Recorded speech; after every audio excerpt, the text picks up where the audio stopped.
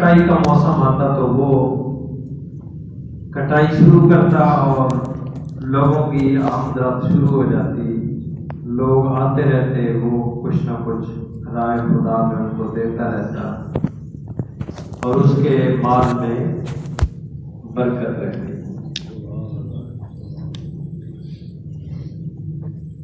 जिन दिनों तक हमारे दाने हमारी गंदम बोरियों में होती थी और बीच में से ये चिमटियां थोड़ा बहुत सुराख करके ले जाती थी, उन वक्तों में, उस दौर में वो दाने साल के आखिर तक पूरे हो जाते थे। जिन दिनों से हमने बड़ोले बनवाए हैं और हम उनके मुंह बंद कर देते हैं, उन दिनों से बरकत खत्म हो गई है। तो इस बात की तरफ तवज्जो दें जो मैं आपको बताना चाहता हूँ। सूरह अल-कलम की आयत है ये। कहते हैं वो शख्स भी जब गंदम की या फसल की कटाई करता, फल तोड़ता अपने बाग से, तो लोगों की आमदरफ्त शुरू हो जाती। उनको पता होता कि ये बंदा कुछ ना कुछ हमें जरूर देगा और वो देता रहता और उसके उस रिज़्क़ में बरकत रहती। वो शख्स फौत हुआ है और उसके पीछे 3 बेटे थे और उन्होंने आपस में मशवरा किया है कि वालिद साहब के अपने मामलात थे, उनका लोगों के साथ मेल मिलाप था, लोगों के साथ रवाबित थे, वो देते रहते थे, उनके अपने मामलात थे, हम नहीं देंगे। वो देते रहते थे, उनके अपने मामलात थे, लोगों के साथ रवाबित थे, अलग से अलग थी, वो ठीक था, हम नहीं देंगे बीच में से। ये कुरान करीम की आयत का मफहूम है। एक बीच में से कहता कि ऐसे ना करें, बल्कि आप राय खुदा में कुछ ना कुछ देते रहें, इससे कोई नुकसान नहीं होता है। दूसरों ने कहा नहीं देंगे। और उसका तरीका क्या करेंगे? वालिद साहब दिन की रोशनी में फसल कटाई करते, फल तोड़ते, लोगों को पता चल जाता कि अब काम शुरू हो गया है, उनकी आमदरफ्त शुरू हो जाती और वो बीच में से सवाल करते और वालिद साहब देते रहते। हम नहीं करेंगे ऐसे। हम क्या करेंगे?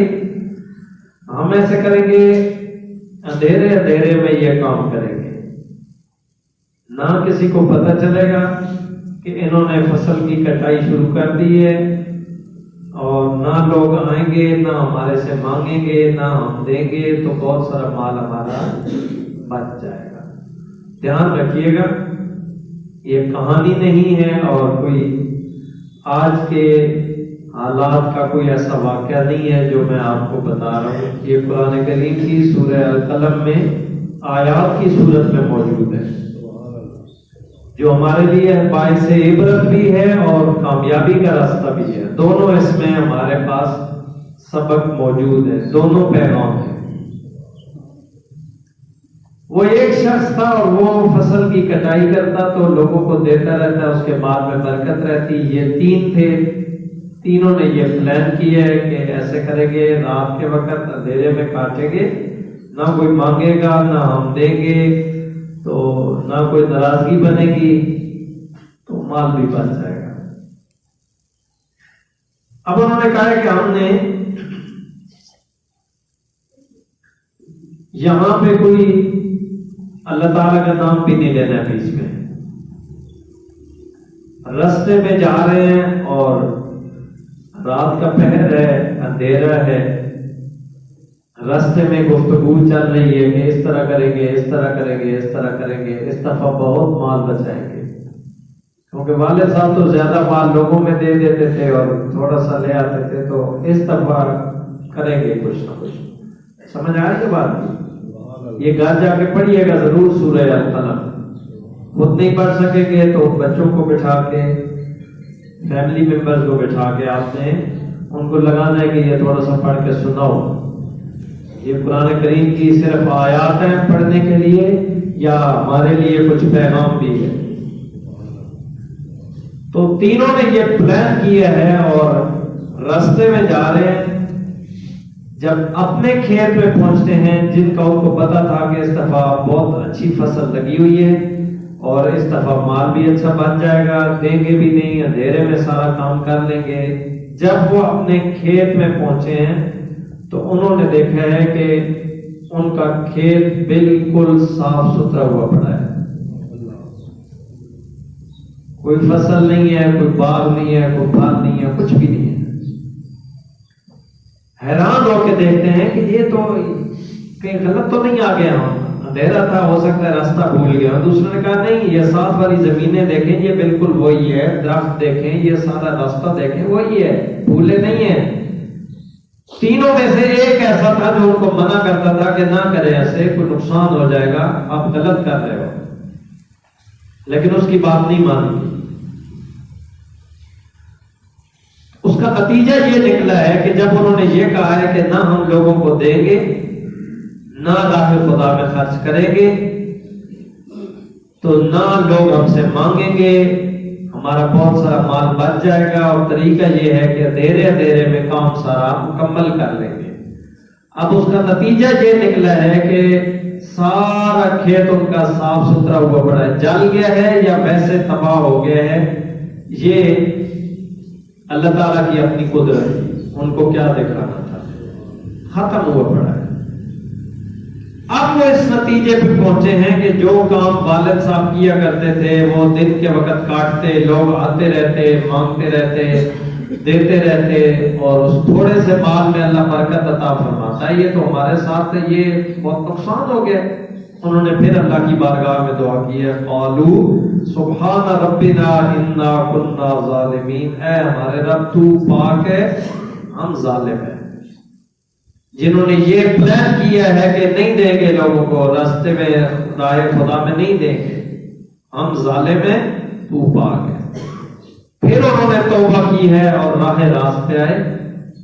تو آپ اس بات کو سمجھیے گا کہ ہماری فصلیں پکی ہوئی ہیں، کچھ کٹ گئی ہیں، کچھ کاٹی جا رہی ہیں، کچھ کاٹ کے رکھی ہوئی ہیں کہ آپ تھریشر لگائیں گے، لیکن اتنی اشد بارشیں، اور کسی کی کھڑے کھڑے ضائع ہو گئی، کسی کی وہ لے کے جا رہے تھے تو ضائع ہو گئی، کوئی گھر توڑ پہنچا دیے کسی نے تو وہاں ضائع ہو گئی ہے. میں نے پہلے عرض کی ہے کہ جس وقت بوریوں میں ہوتی تھی اس وقت برکت ہوتی تھی، جب بیچ میں سے چمٹیاں نکال لیتی تھی اور وہ کچھ نہ کچھ دانے ہمارے ادھر چلے جاتے، کچھ راستے میں رہ جاتے. لیکن آج تو نہیں ہے.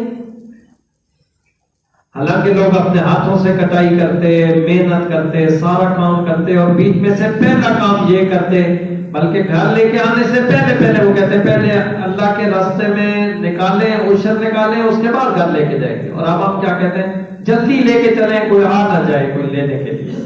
اور پھر اگر اللہ نہ کرے کوئی مدرسے والا کو گٹو لے کے آ جاتا ہے تو بولتے مولوی صاحب تسی بوں والے ہوتے ہو. یہ والے جملے اکثر سننے کو ملتے ہیں، مولوی صاحب تسی بوں والے ہوتے ہو، علی تکو ایسا سارا کام پہ ہے.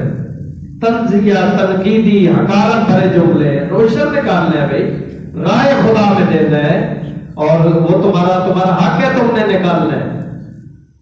تو وہ ایک بزرگ تھے بڑے، اب تو فوت ہو گئے، اللہ ان کی مغفرت فرمائے، اور اکثر اپنی گفتگو میں کہتے کہ جس وقت تم وہ اپنی مونگ پھلی کے وہ ڈوڈے نہیں نہ دیتے، وہ پنجابی زبان میں گفتگو کرتے، تو اسی اپنی مونگ پھلی نے ڈوڈے اللہ نے راستے میں نہ دینے، ہوا اب چاہ بھی نہ پھر.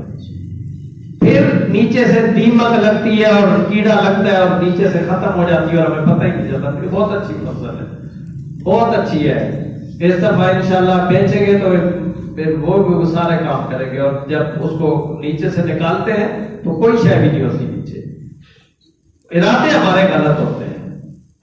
تو آج کا یہ موسم دیکھ کے اور یہ حالات دیکھ کے میں نے سورہ القلم کی ان آیات کا انتخاب اس لیے کیا ہے کہ ہم سوچیں، ہم بھی کوئی ایسا پلان کرتے ہیں، ہم بھی کوئی ایسا منصوبہ بناتے ہیں کہ راہ خدا میں نہیں دیں گے، بسم اللہ نہیں پڑھیں گے.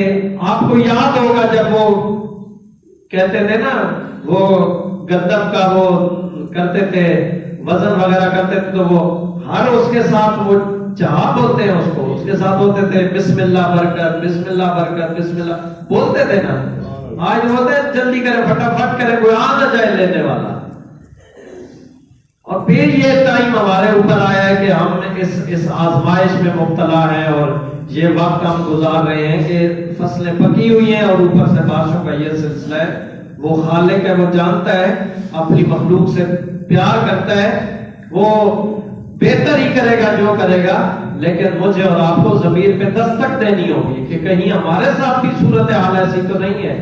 تو آج یہ پیغام لے کے جائیں کہ ہم سورہ قلم کی ان آیات کو پڑھیں گے اور اپنے بچوں کو سنائیں گے کہ اس میں ہمارے لیے ہمارے مالک نے کیا پیغام بھیجا ہے، انہوں نے کیا کیا تھا، ان کے ساتھ کیا ہوا ہے، اور ان کے والد گرامی کس طریقے سے اپنی فصل سے، اپنے باغ سے راہ خدا میں خرچ کرتے، اور اللہ تعالیٰ ان کے تھوڑے مال میں کس طریقے سے برکت عطا فرماتا.